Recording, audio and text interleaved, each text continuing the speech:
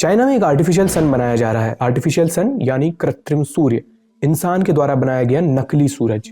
लेकिन ये नकली सूरज असली वाले सूर्य को चैलेंज करता रहता है। एक बार ये आर्टिफिशियल सन असली सूर्य से 10 गुना ज़्यादा गर्म हो गया था, 10 टाइम्स मोर टेम्परेचर।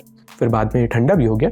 चाइना किसी गिनीज बुक में नाम दर्ज कराने के लिए रिकॉर्ड नहीं बना रहा है, ये एक बहुत इंपॉर्टेंट एक्सपेरिमेंट का हिस्सा है।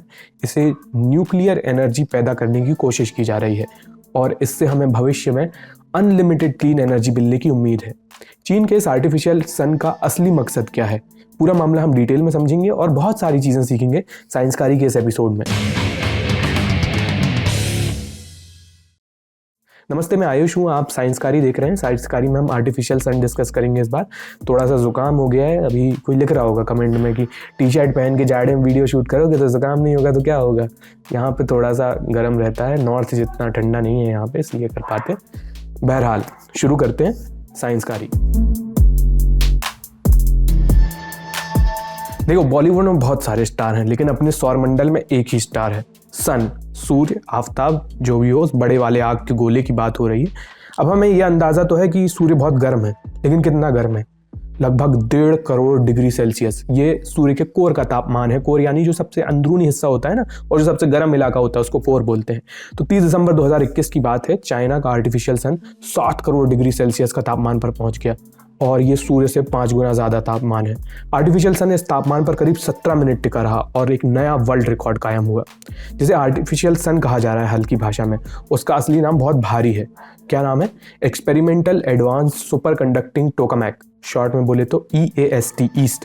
ये machine Chinese academy of sciences के हफे इंस्टीट्यूट ऑफ फिजिकल साइंस में मौजूद है, वहाँ रखी है। मतलब ये दुनिया का सबसे गर्म इलाका है इस वक्त। चीन के इस एक्सपेरिमेंट में करीब $1 ट्रिलियन खर्च होने का अंदाजा है, लगभग 745 खरब रुपए। लेकिन इसका काम क्या है भाई? ईस्ट एक एक्सपेरिमेंटल न्यूक्लियर फ्यूजन रिएक्टर है और इसकी ज़िंदगी का एक ही मकसद है, सूरज की नकल करना। यानी सूरज जैसे एनर्जी प्रोड्यूस करता है वैसे ही एनर्जी जनरेट करना। सोचिए, सूर्य कितना बड़ा है आकार में, इसके अंदर करीब 13 लाख पृथ्वी फिट हो सकती हैं। इतना बड़ा गोला करोड़ों सालों से जल रहा है और न जाने कितने करोड़ों सालों तक जलता रहेगा। इसके अंदर इतनी एनर्जी कहाँ से आ रही है? कोई इनसे भी तो पूछे, what's the secret of your energy? जवाब है न्यूक्लियर फ्यूजन। वो प्रोसेस जिससे सूरज के अंदर ऊर्जा पैदा होती है उसे न्यूक्लियर फ्यूजन कहते हैं। अगर हमें सूरज की नकल करके ऊर्जा पैदा करनी है तो न्यूक्लियर फ्यूजन रिएक्शन करानी होगी। इसके लिए जो मशीन बनानी होगी उसे न्यूक्लियर फ्यूजन रिएक्टर कहेंगे। चाइना का आर्टिफिशियल सन एक न्यूक्लियर फ्यूजन रिएक्टर का एक्सपेरिमेंट है। अब फ्यूजन को लेके कोई कंफ्यूजन ना हो, इसलिए सबसे पहले न्यूक्लियर रिएक्शंस को समझ लेते हैं। बिल्कुल बेसिक से शुरुआत करते हैं। इस दुनिया की सबसे छोटी इकाई एटम, परमाणु। दुनिया की हर चीज छोटे छोटे एटम से मिलकर बनी है। इतना छोटा तो ऐसे बता रहे जैसे इतना बहुत छोटा होता है। और हर एटम के केंद्र में एक गोला होता है जिसको न्यूक्लियस कहते हैं। न्यूक्लियस के आसपास इलेक्ट्रॉन्स चक्कर मारते हैं। जब किसी रिएक्शन में न्यूक्लियस के साथ छेड़छाड़ होती है तो उसे न्यूक्लियर रिएक्शन कहा जाता है। अब ऐसे नहीं कैसे भी छेड़छाड़ कर दी। न्यूक्लियस के से छेड़छाड़ करने के 2 तरीके होते हैं, फिशन और फ्यूजन, तोड़ना और जोड़ना।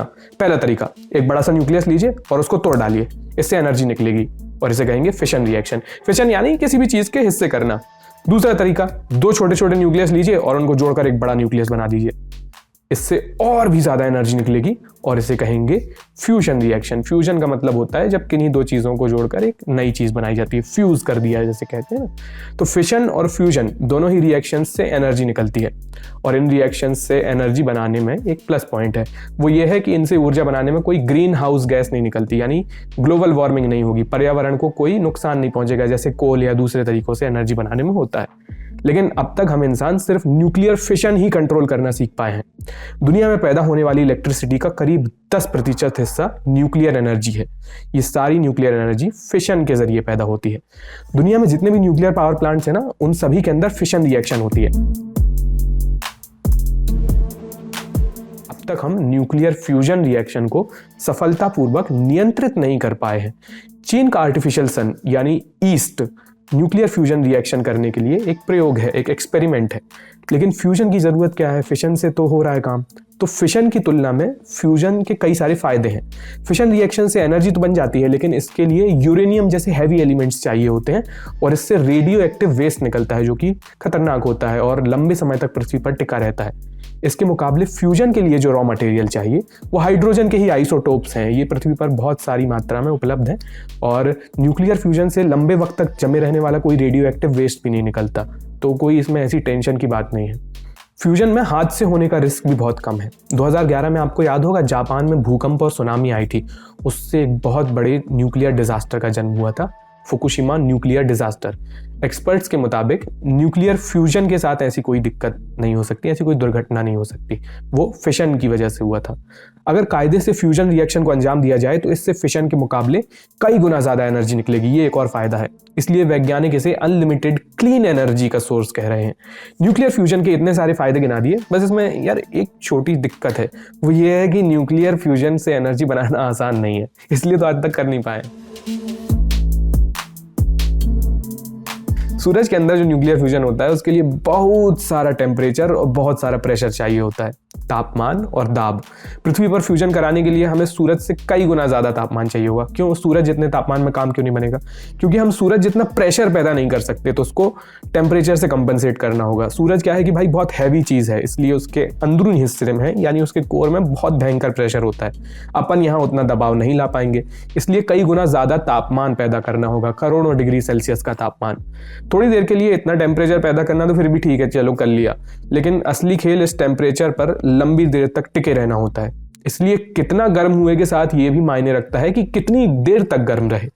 मई 2021 में चीन के आर्टिफिशियल सन ने एक बड़ा रिकॉर्ड कायम किया। ये 101 सेकंड के लिए 12 करोड़ डिग्री सेल्सियस के तापमान पर पहुंचा और 20 सेकंड के लिए चरम तापमान पीक टेम्परेचर 16 करोड़ डिग्री पर गया। ये सूर्य के तापमान से 10 गुना ज्यादा है। लेटेस्ट रिकॉर्ड पर गौर कीजिए, 30 दिसंबर 2021 को ईस्ट ने करीब 7 करोड़ डिग्री सेल्सियस का तापमान बनाए रखा 1056 सेकंड तक। ये एक और बड़ा रिकॉर्ड है। यहाँ इंपॉर्टेंट चीज इसका टेम्परेचर नहीं है, वो तो पहले ही इससे ज्यादा कर चुके हैं, लेकिन टाइम ड्यूरेशन देखिए, 1056 सेकंड यानी लगभग 17 मिनट।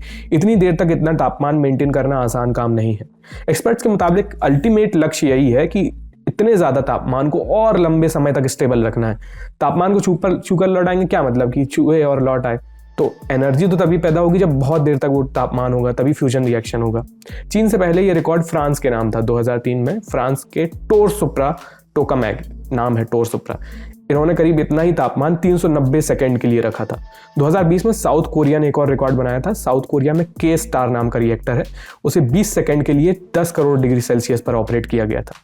अब तक आपके मन में सवाल आ गया होगा कि यार वो किस चीज़ को गर्म किया जा रहा है और इस चीज़ को कैसे कंट्रोल में कैसे रखते हैं, क्या पूरा मैकेनिज्म है।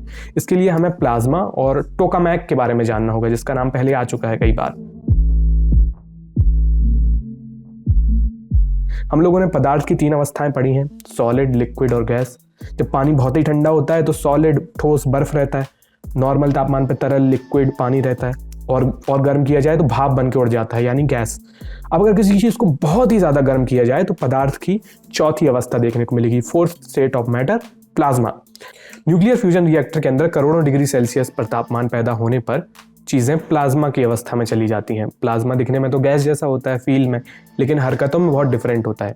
इतने भयंकर तापमान पर एटम्स के अंदर से इलेक्ट्रॉन्स निकलकर बाहर आ जाते हैं।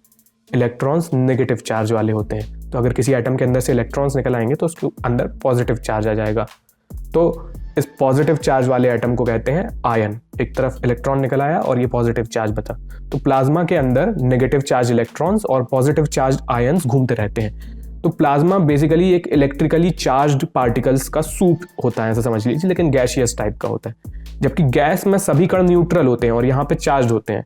यही बड़ा अंतर है प्लाज्मा और गैस में, इसलिए प्लाज्मा को आयनाइज्ड गैस कहा जाता है यानी चार्ज्ड गैस।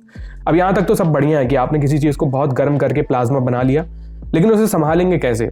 अगर ये किसी भी चीज़ के संपर्क में आ जाएगा तो तुरंत हीट लूज कर देगा। किसी भी नॉर्मल टेम्परेचर के संपर्क में आएगा सतह की तो हीट लूज कर देगा और तापमान लुढ़क जाएगा।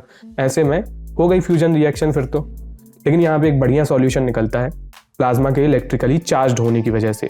प्लाज्मा को चुंबक से फर्क पड़ने लगता है, मैग्नेट से। इसका मतलब इसे चुंबकीय शक्ति, मैग्नेटिक फील्ड के साथ कंट्रोल किया जा सकता है। यहीं से इसके टेम्परेचर को संभाले रखने का एक आइडिया भी आया, टोकामैक। टोकामैक एक डोनट के आकार का एक डिवाइस होता है। इसके अंदर पावरफुल मैग्नेटिक फील्ड की मदद से प्लाज्मा को कंट्रोल किया जाता है क्योंकि प्लाज्मा चार्ज्ड होता है। टोकामैक एक रशियन इन्वेंशन है जिसे फ्यूजन रिएक्टर के लिए अब तक का सबसे बढ़िया डिजाइन माना जाता है। ईस्ट का फुल फॉर्म अब दोबारा देखिए, experimental advanced super conducting tokamak. तो चीन का जो आर्टिफिशियल सन है यानी ईस्ट है, वो एक टोकामैक डिवाइस ही है। आज की डेट में जितने भी न्यूक्लियर फ्यूजन रिएक्टर्स बन रहे हैं, जितने परिप्रयोग चल रहे हैं, वो ज्यादातर टोकामैक बेस्ड ही हैं। चीन का ये आर्टिफिशियल सन महज एक प्रयोग है, एक एक्सपेरिमेंट है। ये प्रयोग न्यूक्लियर रिएक्टर्स की कुछ टेक्नोलॉजी को टेस्ट करने के लिए किया जा रहा है और ये टेस्ट हो रहा है दुनिया का सबसे बड़ा न्यूक्लियर फ्यूजन प्रोजेक्ट बनाने के लिए। इस प्रोजेक्ट का नाम है international thermonuclear experimental reactor, ITER या आइटर। ये न्यूक्लियर रिएक्टर 35 देशों के सहयोग से फ्रांस में बनाया जा रहा है। इसमें यूरोपियन यूनियन के सभी देश शामिल हैं, UK है, US है, चाइना है और इंडिया भी शामिल है। भारत ने 2005 में ITER प्रोजेक्ट को ज्वाइन किया था। इस प्रोजेक्ट के कई इंपॉर्टेंट हिस्से डिलीवर करने की जिम्मेदारी इंडिया की है, जैसे कि क्रिस्टोसैटिक हिस्सा होता है, involve shielding, cooling water system, cryogenic system वगैरह वगैरह। ये एक बहुत बड़ा प्रोजेक्ट होगा जिसके 2025 में ऑनलाइन आने की उम्मीद है, यानी काम चालू हो जाएगा एकदम। न्यूक्लियर फ्यूजन रिएक्टर यानी सूर्य की तरह ऊर्जा पैदा करने वाली मशीन, इस टेक्नोलॉजी को ज़मीन पर उतरने में यानी रियलिटी में तब्दील होने में कई दशकों का वक्त लगेगा। अभी तो सब जगह बस एक्सपेरिमेंट हो रहे हैं। तो अगर ये प्रोजेक्ट सफल हो जाते हैं तो हम सन के जैसे एनर्जी जनरेट करने लग जाएंगे, मतलब power of the sun harness कर ली। इस वीडियो के बारे में आपकी क्या राय है हमें बताइए कमेंट सेक्शन में। कितना समझ में आया? थोड़ा सा कॉम्प्लेक्स था, समझाने की कोशिश की, इस चक्कर में वीडियो थोड़ा लंबा भी होगा। क्या समझ में आया, क्या नहीं आया, हमें बताइए कमेंट सेक्शन में। आपका फीडबैक देखेंगे और इम्प्रूव करेंगे जैसे हम हर बार करते हैं। ये वीडियो देखने के लिए बहुत बहुत शुक्रिया।